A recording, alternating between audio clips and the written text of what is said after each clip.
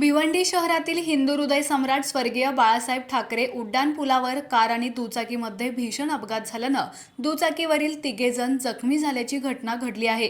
त्यापैकी दोघांची प्रकृती गंभीर आहे।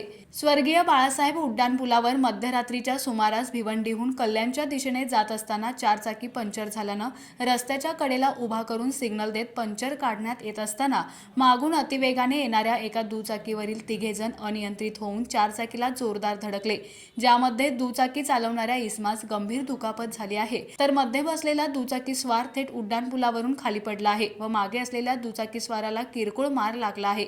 मुजाहिन अन्सारी, राजेश कुमार व मोहम्मद अहमद रजा अशी जखमींची नावं आहेत। त्यापैकी राजेश कुमार हा उड्डाण पुलावरून खाली पडून तर मुजाहिन अन्सारी या दोघांनाही गंभीर जखमी झाले आहेत। या अपघातानंतर या तिघांनाही जवळच्या खासगी रुग्णालयात उपचारासाठी दाखल करण्यात आलं असून या संपूर्ण घटनेचा तपास सध्या पोलीस करीत आहेत। अभिषेक कुमार जैन। अभिषेक जी, ये बताइए क्या हुआ था, कहाँ से कहाँ जा रहे थे और क्या हादसा हुआ? मी येत होतो घरून ओसवालवाडी वरून जात होतो कल्याणला। माझी वाईफ आहे, त्याला घ्यायला।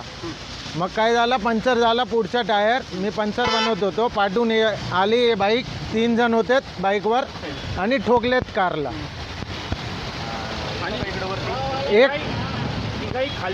एक मध्ये जो बसला होता तो खालती पडलाय, ड्रायव्हर होता त्याचा हातपाव तुटलेत आणि तिसरा होता तो वाचलाय।